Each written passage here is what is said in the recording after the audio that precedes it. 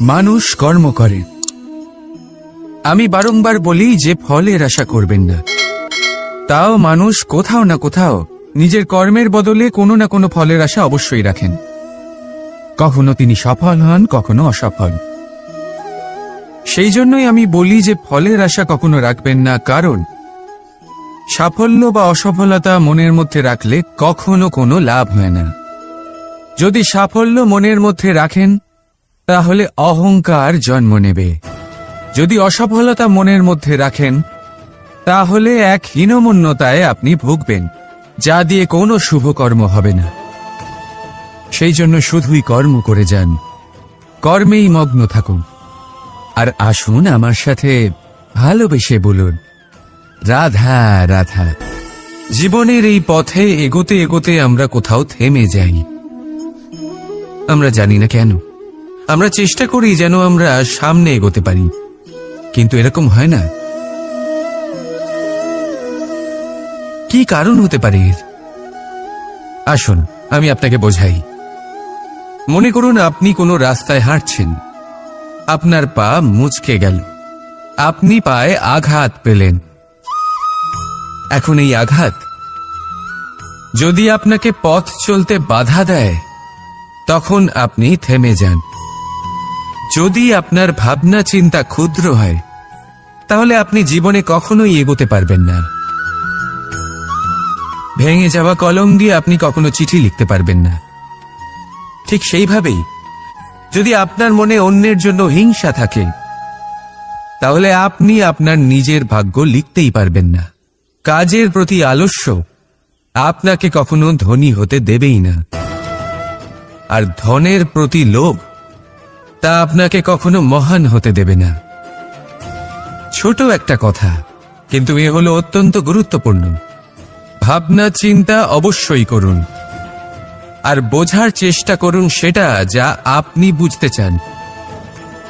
হতে পারে আপনি এমন কোনো পথ খুঁজে পেলেন যার ফলে আপনি কোনো খারাপ পথে যেতে যেতে থেমে গেলেন, বা আপনি এমন কোনো অর্থ খুঁজে পেলেন যা আপনাকে মহান হবার পথে অগ্রসর করে দিল।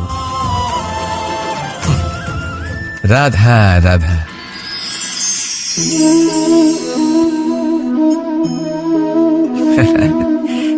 আপনি হয়তো ভাবছেন আমি কি করছিটা কি।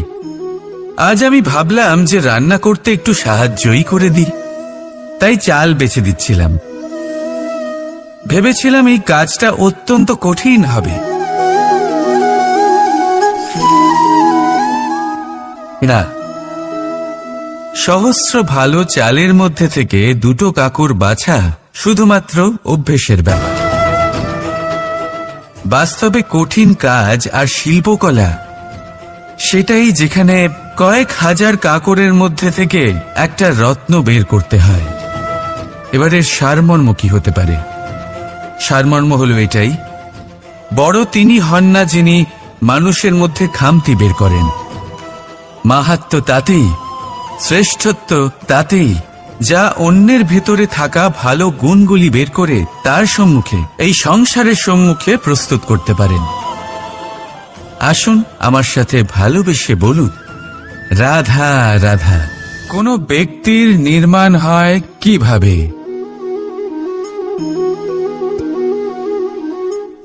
কেউ বলবেন পঞ্চতত্ত্বের দ্বারা, কেউ বলবেন আত্মা, দেহ ও চেতনার দ্বারা, কেউ বলবেন ঈশ্বরের কৃপার দ্বারা, তো কেউ বলবেন এই প্রকৃতির পরীক্ষার দ্বারা। না, মানুষের নির্মাণ হয়ে থাকে বিশ্বাস দ্বারা। ব্যক্তি তখনই গড়ে ওঠেন যখন ব্যক্তিত্ব থাকে, ঠিক কিনা? আর ব্যক্তিত্ব তখনই হবে আর সেরকমই হবে যেরকম বিশ্বাস আপনি নিজের উপরে রাখবেন। যদি আপনি মনে করেন আপনি বিষের ন্যায় হবেন তাহলে আপনি বিষাক্তই হবেন। যদি আপনি এটা মনে করেন যে আপনি অমৃতের ন্যায় হবেন তাহলে আপনি অমরই হয়ে যাবেন। যদি আপনি নিজের উপরে বিশ্বাস রাখেন যে আপনি সংসারের সব থেকে উঁচু পর্বতের শিখরে পৌঁছতে পারবেন তাহলে আপনি অবশ্যই পৌঁছবেন। যদি আপনার এরকম মনে হয় যে আপনি এরকম কখনো করতে পারবেন না, তাহলে এরকম কখনোই হবে না। ভেবে দেখবেন, বিশ্বাসের মধ্যেই বিশ্ব বাস করে থাকে, তো আপনার অস্তিত্ব কেন করবে না? যেমন বিশ্বাস আপনি নিজের উপরে রাখবেন, তেমনই আপনি হয়ে উঠবেন। সেই জন্য নিজের উপরে বিশ্বাস রাখুন, আর হ্যাঁ, ভালোবেসে বলুন রাধা রাধা। এই সম্পর্ক হল গুরু এবং শিষ্যের। গুরু হলেন ধনুকের সেই প্রত্যঞ্চার মতো, যিনি নিজেকে পেছনে রেখে শিষ্যকে তার গন্তব্যের দিকে এগিয়ে দেন, তাকে নিজের লক্ষ্য ভেদ করতে দেন, আর সর্বদাই কঠোর হয়ে থাকেন যাতে শিষ্য কখনোই নিজের লক্ষ্যচ্যুত না হয়। ধন্য হলেন এমন গুরু যারা শিষ্যকে নিজের গন্তব্যে পৌঁছেও দেন এবং তার সব কৃতিত্ব তাকেই দেন, নিজের শিষ্যকে, নিজের বাণকে। তাহলে আপনারা চিরকাল এরকম গুরুকে মনে রাখবেন, সর্বদা তাদের সম্মান করবেন, সর্বদা তাদের ভালোবাসবেন, কখনো জীবনে পিছিয়ে পড়বেন না আপনি। আসুন আমার সাথে ভালোবেসে বলুন রাধা রাধা। আপনি কি কখনো কোনো উঁচু পর্বতের শিখরে পৌঁছতে পেরেছেন? যদি পৌঁছে থাকেন বা যদি আপনি কোনো উঁচু পর্বতের শিখরে যান, তাহলে ভালো করে দেখবেন, আপনি যত উঁচুতে অগ্রসর হতে থাকবেন, আস্তে আস্তে সমস্ত বনস্পতি বিলুপ্ত হতে থাকে, তারপরে সমস্ত গাছপালা, পশু পাখি সব বিলুপ্ত হতে থাকে। শেষ পর্যন্ত সেই শিখরে থেকে যায় শুধুমাত্র শান্তি, নীরবতা। আমাদের মানুষের সাথেও এটাই হয়। মানুষ যখন আত্মবিকাশের পথে অগ্রসর হতে থাকে এবং নিজের জীবনের শিখরে পৌঁছতে চায়, তখন তার একা থাকা অত্যন্ত প্রয়োজনীয় হয়, আর তাকে তখন ত্যাগ করতে হয় নিজের সুখ স্বাচ্ছন্দ্য, নিজের সম্পত্তি, নিজের সমৃদ্ধি, নিজের সৌন্দর্য। দেখুন, জীবনের শিখরে পৌঁছনো একেবারেই সহজ কাজ নয়। এ হলো অত্যন্ত দুর্গম এক পথ, কিন্তু যদি আপনি সেখানে পৌঁছতে চান, তাহলে আপনাকে ত্যাগের প্রবৃত্তি জাগিয়ে তুলতে হবে। ত্যাগ কি সেটা জানতে হবে, কারণ ত্যাগের ফলেই মনে শান্তি আসে, আর সেই শান্তির ফলে মনে উৎপন্ন হয় প্রেম, আর এই প্রেমই হল জীবনের অন্তিম লক্ষ্য। তাহলে আসুন আমার সাথে ভালোবেসে বলুন রাধা রাধা।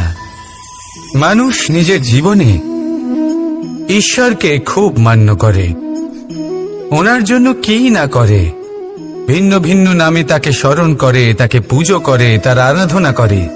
সে জানে যে ঈশ্বর তাকে শক্তি অবশ্যই দেবেন, তাকে সাহায্য অবশ্যই করবেন। কিন্তু যখন প্রশ্ন আসে গুরু এবং ঈশ্বরের, তখন গুরুর মান কখনো কম হওয়া উচিত নয়, কারণ সত্যি বলতে কি গুরুই হলেন সেই সিঁড়ি যা বেয়ে আপনি ঈশ্বরের কাছে পৌঁছানোর পথ খুঁজে পাবেন। সেই পথ আপনি গুরুর থেকেই পাবেন। গুরু না থাকলে আপনি কখনো ঈশ্বর লাভ করতেই পারবেন না। আর জীবনে অনেক সময় লক্ষ্যের থেকেও অনেক বেশি গুরুত্বপূর্ণ হলো পথ। তাই এই পথের সম্মান করতে শিখুন, অর্থাৎ গুরুকে সম্মান করতে শিখুন, কারণ গুরুই হলেন পরমেশ্বর। তাহলে আসুন আর আমার সাথে ভালোবেসে বলুন রাধা রাধা। পঞ্চমহাভূত, জীবন রচনায় এর অবদান অনস্বীকার্য। এই পঞ্চমহাভূত আসলে কি? জল, বায়ু, অগ্নি, মাটি আর আকাশ। এবার শুধুমাত্র জীবন রচনায় এর অবদান আছে তা নয়, শুধু শরীর রচনাতে এর যোগদান আছে তা নয়, বরং এরা হলো আমাদের জীবনের সবথেকে বড় শিক্ষক। এবার আপনারা সকলে চমকে যাবেন, হয়তো আপনারা এই দৃষ্টিভঙ্গি দিয়ে কখনো দেখেননি। আমি আজ আপনাদের বোঝাবো। এদের মধ্যে সবথেকে বড় তত্ত্ব জল। এই আমাদের কি শেখাচ্ছে? এই জল, এর নামই হলো জল, কিন্তু এ কখনোই আমাদের জ্বালায় না, আমাদের জ্বলনের কারণ হয় না। তাহলে কি করে? আমাদের তৃষ্ণা মেটায়, আমাদের শীতলতা প্রদান করে, জীবন দান করে। এর দ্বারা আমরা কি শিক্ষা লাভ করি? যে আপনার উৎপত্তি যেখান থেকেই হোক না কেন, আপনি যেখানেই জন্মগ্রহণ করুন না কেন, আপনার কর্ম সর্বদা শ্রেষ্ঠ হওয়া উচিত।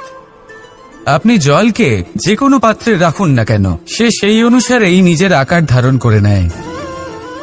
এর দ্বারা আমরা কি শিক্ষা পাই? এই শিক্ষাই পাই যে যে কোনো পরিস্থিতিতেই নিজেদের মানিয়ে নিতে হবে, নিজেকে সেরকম করে নিতে হবে।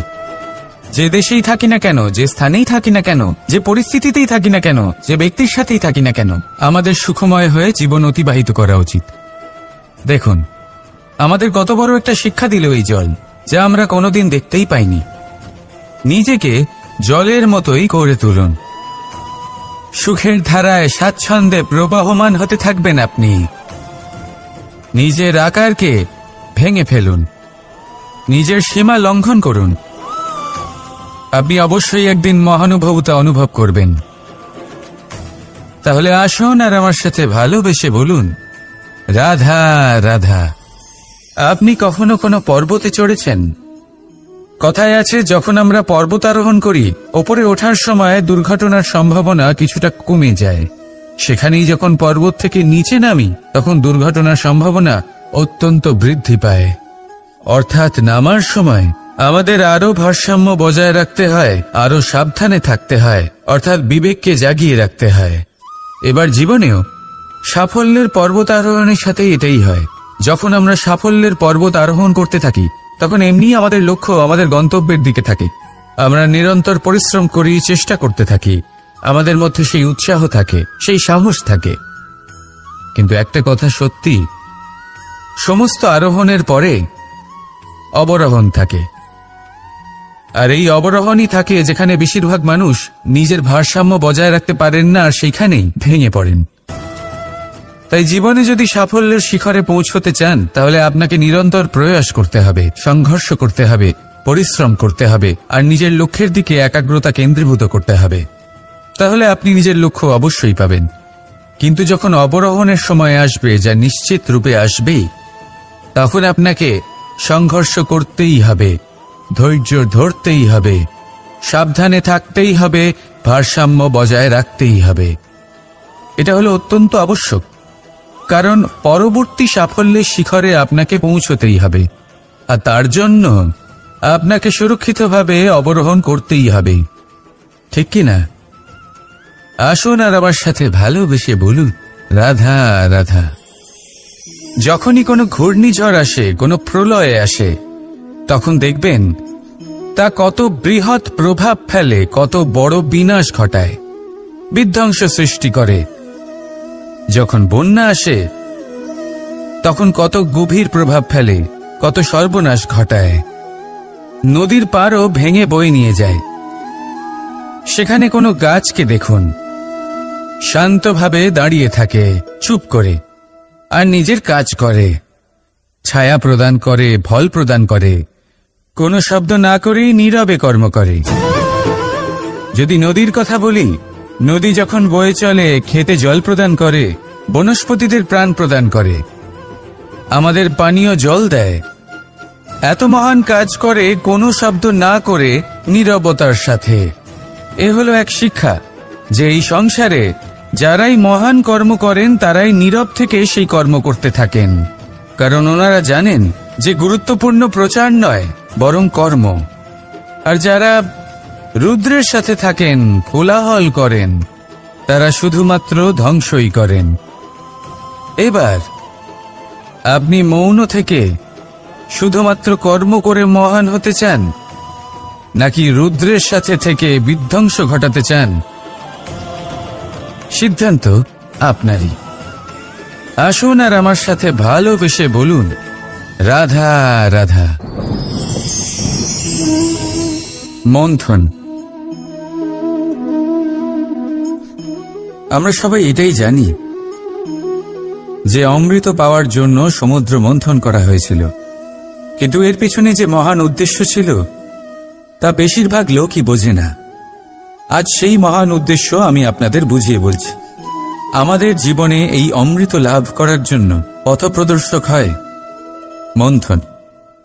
তারপরে আমরা করি প্রতিজ্ঞা, তারপর নিই প্রস্তুতি, যেটা দেবতারা আর অসুরেরা একসাথে করেছিলেন। তারপর আমরা করি চেষ্টা। বাসুকীর মুখ থেকে বিশ্বশ্বাস নির্গত হওয়া এটা প্রারম্ভিক বাধা হয়ে দাঁড়িয়েছিল। তবুও আমাদের লক্ষ্য দৃঢ় ছিল। যদিও সমুদ্র মন্থন থেকে হলাহল উঠে এলো, আমরা ভয় পাইনি, আমরা সেটার মোকাবিলা করলাম। ঠিক সেই পথেই যখন আমরা অনেক অমূল্য রত্ন পেলাম, নক্ষত্র পেলাম, সেটার প্রতি আকর্ষিত না হয়ে অমৃত লাভ করার পরেই আমরা শান্ত হলাম। এইভাবে যদি আপনি নিজের জীবনে প্রতিজ্ঞা, প্রস্তুতি, চেষ্টা, দৃঢ় নিশ্চয়, অটল থাকা আর আকর্ষণ থেকে বিরত থাকেন, যদি এইসব গুণ আপনার ভেতরে একত্রিত করে নেন, তাহলে আপনিও আপনার জীবনের অমৃত অবশ্যই লাভ করবেন। রাধা রাধা। চিন্তা। সবাই বলে চিন্তা করা উচিত নয়, কিন্তু চিন্তা সবাই করে। যিনি বৃদ্ধ ব্যক্তি হন, তিনি নিজের অতীতের সাথে বর্তমানের তুলনা করে চিন্তিত থাকেন। একজন যুবক ব্যক্তি ভবিষ্যতের বিষয় চিন্তা করে, নিজের লক্ষ্য কিভাবে পূরণ করা যায় সেই চিন্তায় মগ্ন থাকে। শুধু একজন বালকের না তো তার ভবিষ্যতের চিন্তা থাকে আর না অতীতের দুঃখ থাকে। আর এরকম কেন? কারণ সে শুধুমাত্র বর্তমান নিয়ে ভাবে, আর তাই সে সব থেকে বেশি সুখী। তাই মনে রাখবেন, যদি আপনি আপনার বর্তমানের বিষয়ে ভাবেন, তাতে বাঁচেন, সেটাকে ঠিক রাখেন এবং সেটাকে আরো ভালো করে তোলেন, তাহলে আপনার অতীত আর আপনার ভবিষ্যৎ আপনা থেকেই ঠিক হয়ে যাবে। আসুন আমার সাথে ভালোবেসে বলুন, রাধা রাধা। সংসারে সব থেকে বড়, সব থেকে মহান কোন প্রাণী? এবার আপনাদের মধ্যে কেউ বলবে মানুষ, কেউ বলবে সিংহ, আর কেউ বলবে হস্তি। কিন্তু না, সংসারে সবচেয়ে মহান প্রাণী হলো বৃক্ষ। সেই বৃক্ষ যা আমাদের আহার করতে ফল দেয়, বাঁচার জন্য প্রাণ বায়ু দেয়, গরমে শীতল ছায়া দেয়, আর শুকিয়ে যাওয়ার পরও আমাদের জ্বালানোর জন্য কাঠ দিয়ে যায়। এবার আপনারা হয়তো ভাবছেন, আমি হঠাৎ বৃক্ষের গুণগান কেন গেয়ে চলেছি? আমার বলার উদ্দেশ্য ওই বৃক্ষের অনেক গভীরে, সেই বীজকে নিয়ে, যা আপনাকে না ফল দেয়, না ছায়া, আর না কাঠ। শুধু ভিজে মাটির নিচে সে লড়াই করতে থাকে, অঙ্কুরিত হয় মাটির নিচে একটি বৃক্ষকে আকার দেওয়ার জন্য। প্রদীপ কি? সাধারণ একটা মাটির পাত্র, কিন্তু জলবায়ু নিয়ে সে যখন জ্বলে, সমস্ত সংসারকে সে পথ দেখাতে থাকে, মহান হয়ে যায়। এবার বুঝলেন, যদি মহান হতে হয় তাহলে কিছু করে দেখাতে হবে।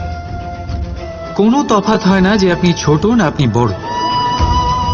কিছু করলে তবেই কিছু হবে। আপনি চলা শুরু করুন, কোথাও না কোথাও তো পৌঁছবেন। নিশ্চল বসে থাকলে কখনো কিচ্ছু হবে না।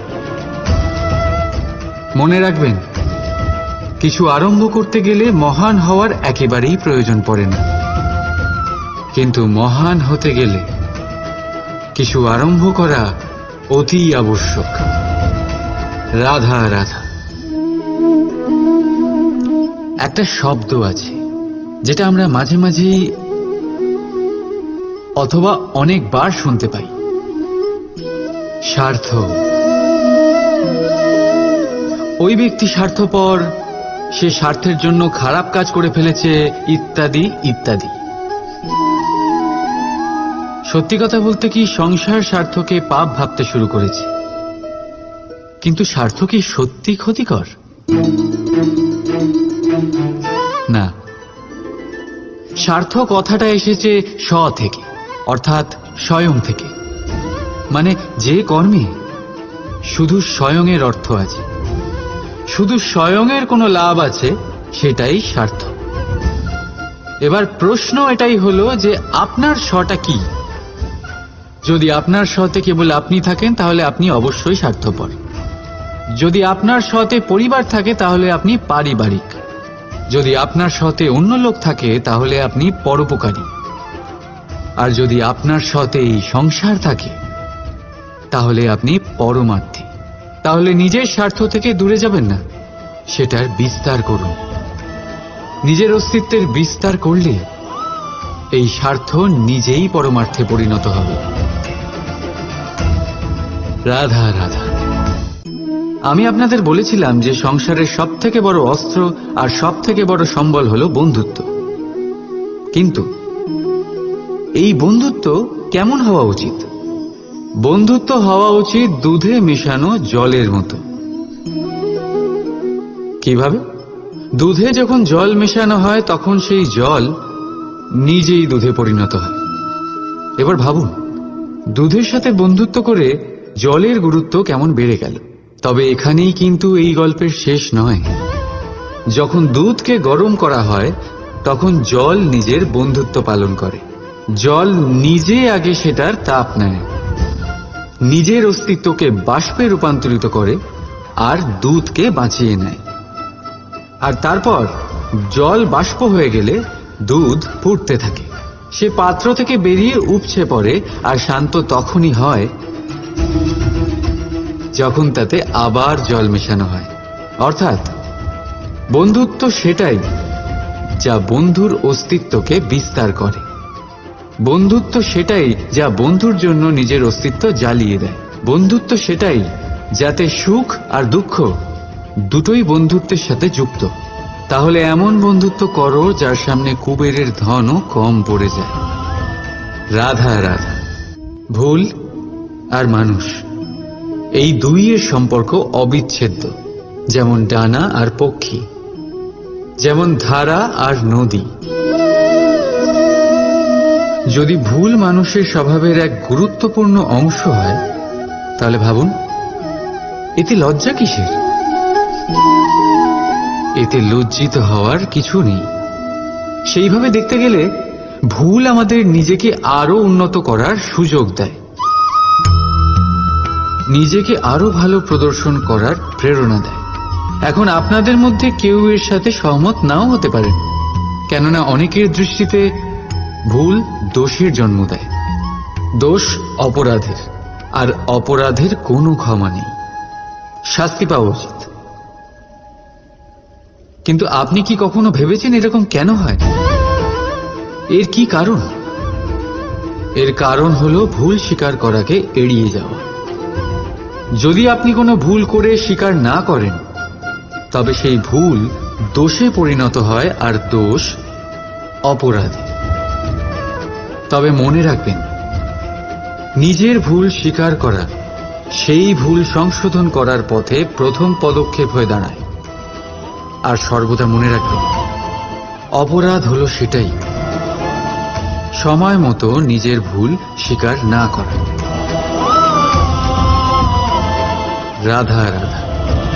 ধর্মরথের 4টি অশ্ব চালানোর জন্য যিনি সারথি হবেন তার যে 4টি গুণ থাকা প্রয়োজন, সেই সমস্ত গুণ অর্জুনের মধ্যে উপস্থিত রয়েছে।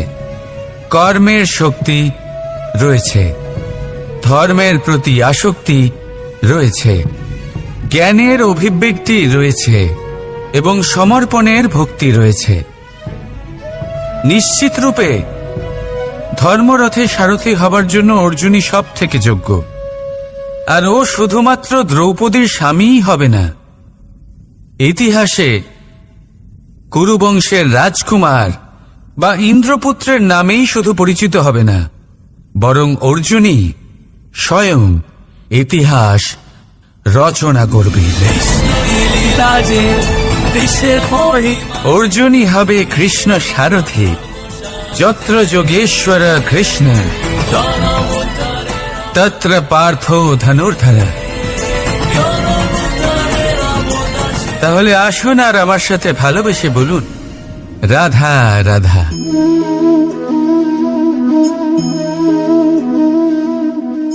আপনার কি মনে হয় আমি কি করছি? আপনি বলবেন আমি প্রদীপ জ্বালাচ্ছি, সঠিক। কিন্তু প্রশ্ন হচ্ছে যে আমি কি আপনাকে বলেছি যে একে প্রদীপ বলা হয়? না। এই প্রদীপ কি নিজেই নিজের পরিচয় আপনাকে দিয়েছে? না। তাহলে আপনি কি করে জানলেন যে একে প্রদীপ বলা হয়? উত্তর হচ্ছে প্রকাশ।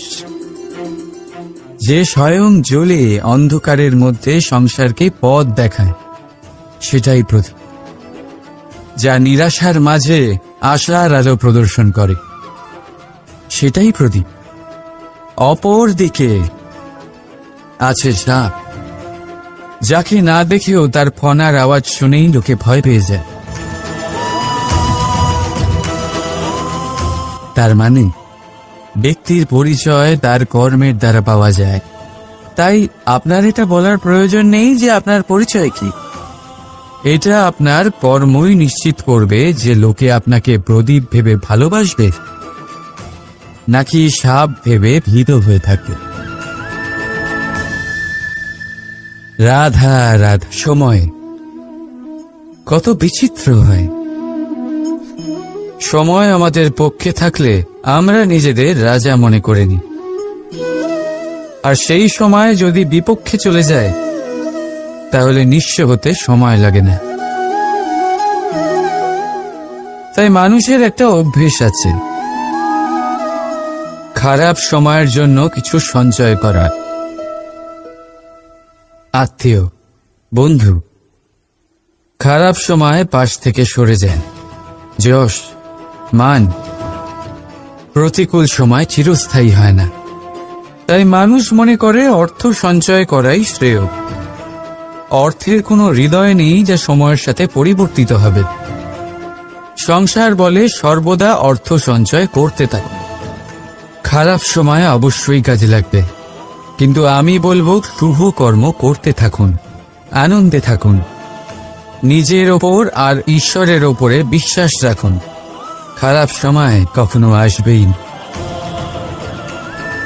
রাধা রাধা। প্রকৃতি মানুষকে এক বিশেষ শক্তি দিয়েছে, অন্য জীবের থেকে বেশি শক্তি দিয়েছে। স্মরণ শক্তি। এই শক্তি মানুষকে অন্য জীবের থেকে ভিন্ন করে, ইতিহাস রচনা করার প্রেরণা দেয়, জ্ঞানকে বংশানুক্রমে এগিয়েও নিয়ে যায়। আর যারা ভুলে যান, অধিকাংশ সময় তারা উপহাস আর দয়ার পাত্র হয়ে যান। কিন্তু এটাই কি প্রকৃত রূপে সত্য? না। এই স্মরণ শক্তি মানুষের বিকাশে সব থেকে বড় বাধা হয়ে দাঁড়ায়। তার মনকে দূষিত করে দেয়। খারাপ অভিজ্ঞতা, কারোর করা বিশ্বাসঘাতকতা, কারোর কটাক্ষ বেশিরভাগ মানুষই ভুলতে পারেন না, আর তারপর প্রতিশোধ নিতে উদ্যত হন। প্রথমে সময় নষ্ট করেন প্রতিশোধের প্রস্তুতিতে, আর তারপর সময় নষ্ট করেন প্রতিশোধ নেওয়ার সুযোগ খুঁজতে। যদি সন্তুষ্টি পেতে চান, যদি জীবনে আনন্দ পেতে চান, তাহলে স্মরণ শক্তির সদ্ব্যবহার করুন। নিজের স্মরণ শক্তিকে চালনা করুন শুধুমাত্র ভালো কথা আর ভালো স্মৃতির দিকে। জীবনে আনন্দ পাবেন। রাধা রাধা। মানুষ নিজের পরিবারের জন্য কত কিছুই না করে, দিন রাত পরিশ্রম করতে থাকে যাতে তার পরিবারের প্রয়োজন পূরণের জন্য অর্থ রোজগার করতে পারে। কিন্তু শুধু অর্থ রোজগার করাটাই কি যথেষ্ট? আপনি বলবেন, হ্যাঁ নিশ্চয়ই, অর্থ দিয়ে সব কিছু পাওয়া যায়, বিদ্যা পাওয়া যায়, বাড়ি পাওয়া যায়, ওষুধ পাওয়া যায়, আর কত কিছুই না পাওয়া যায়। এইসব একটা পর্যায় পর্যন্ত সঠিক, কিন্তু একটু মন দিয়ে ভেবে দেখুন, যখন কোনো শিশু অসুস্থ হয়ে পড়ে তখন সে ওই তিক্ত ওষুধ কেন খেয়ে নেয়? এই জন্য কারণ ওর পিতা সেই ওষুধ অর্থ দিয়ে কিনেছে? না, বরং এই জন্য কারণ তার পিতা যে তার সামনে দাঁড়িয়ে তার ওপরে তার বিশ্বাস আছে। বিশ্বাস আছে যে উনি তার কিচ্ছু হতে দেবেন না। এই বিশ্বাস, এই সংস্কার, এই শিক্ষা কখনো অর্থ দিয়ে পাওয়া যায় না। এইটা পাওয়া যায় সেই সময় থেকে যা মাতা পিতা তাদের সন্তানের সাথে কাটিয়েছেন। তাই জীবনে অর্থ অবশ্যই উপার্জন করুন, কিন্তু নিজের পরিবারকেও সময় দিন, আনন্দ পাবে। রাধা রাধা। কখনো কোনো পাখিকে দেখেছেন? যখন তারা ডিম পাড়তে প্রস্তুত হয় তখন তারা সবচেয়ে আগে একটা স্থান খোঁজে, একটা স্থান যা বর্ষা, রৌদ্র আর শত্রুর থেকে সুরক্ষিত হয়। তারপর তারা বাসা তৈরি করে, তারপরেই ডিম পাড়ে। আর তারপর যখন সেই ডিম ফুটে তার সন্তানদের জন্ম হয়, সে তাদের খাবার খাওয়ায়, তাদের রক্ষণাবেক্ষণ করে। কিন্তু যখন তাদের ডানা গজায় তখন না সে তাদের খাবার দেয় আর না তাদের বাসা বানাতে শেখায়। শুধুমাত্র তাদের উড়তে শেখায় সে। তারপর সেই বাচ্চারা আকাশে উড়তে শিখে নিজেরাই নিজেদের খাবার জোগাড় করতে শিখে যায়, নিজেরাই নিজেদের বাসা বানাতে শিখে যায়। আর আমরা মানুষেরা কি করি? আমাদের সন্তান বড় হয়ে যাওয়া সত্ত্বেও তাদের নিয়ে সর্বদা দুশ্চিন্তা করি। তার জন্য আমরা গৃহ নির্মাণের চেষ্টা করি। নিজের সন্তানকে আরো শক্তিশালী করে গড়ে তোলার বদলে তাকে আমরা দুর্বল করে দিই। জীবনে সেটাই করুন যা একটা পাখি করে। নিজের সন্তানকে আকাশে ওড়ার শিক্ষা দিন, সংস্কার দিন, আর একটা নির্দিষ্ট সময়ের পরে তাকে নিজের আকাশ নির্ধারণ করতে মুক্ত করে দিন। রাধা রাধা। সাগরে সেতু বাঁধার গল্প তো আপনারা নিশ্চয়ই শুনে থাকবেন। রামচন্দ্রের সেনাকে 100 যোজন সমুদ্র অতিক্রম করে লঙ্কায় আক্রমণ করতে হতো। সেতুকার নল আর নীল সেতু বাঁধার উপায় বের করল, কিন্তু প্রশ্ন ছিল সেতু বাঁধা কি করে হবে? সমুদ্র অত্যন্ত গভীর। কত পাথর দেওয়া হলে এই বিশাল সমুদ্র অতিক্রম করা সম্ভব হবে? তখন এক উপায় নির্ধারিত হল। পাথরের ওপর লেখা হলো রামের নাম। আর যখন সেই পাথরগুলোকে সাগরে ফেলা হলো, সেগুলো ভাসতে লাগল। এবারে কেউ বলবেন এটা রামচন্দ্রের নামের মহিমা, কেউ বলবেন এটা নারায়ণের কোনো জাদু। কিন্তু না, এটা রামচন্দ্রের সেই গুণ, ওনার ব্যক্তিত্বের সেই মহান দিক যা ওনার প্রতিনিধিত্ব করেছে। তাই সেই পাথরও সাগরে ভেসে ওঠে।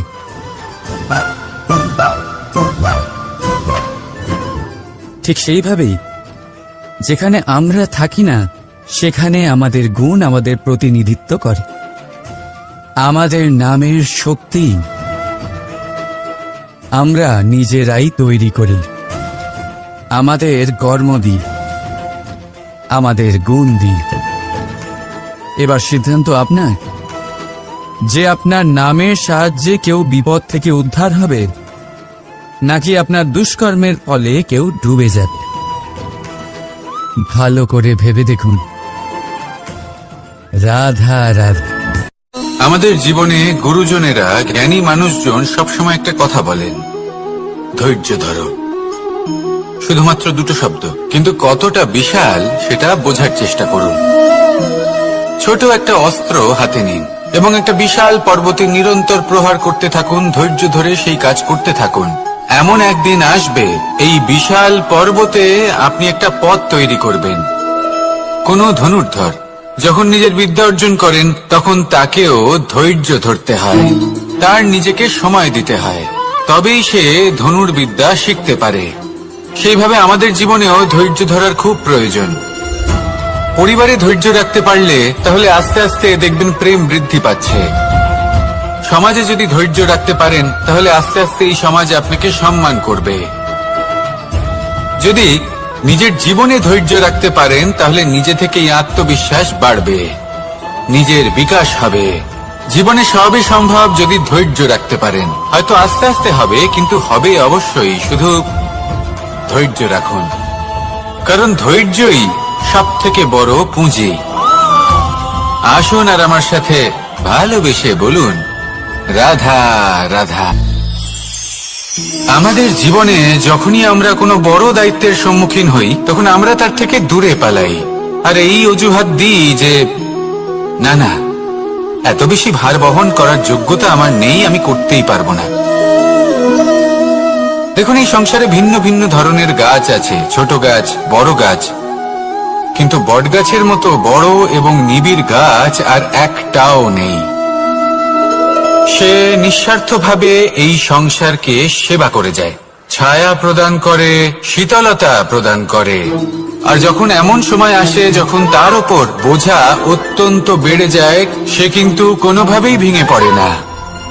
তখন সে নিজের নিঃস্বার্থ কর্মের ফল লাভ করে, সেই নিঃস্বার্থ কর্ম যা সে করেছে।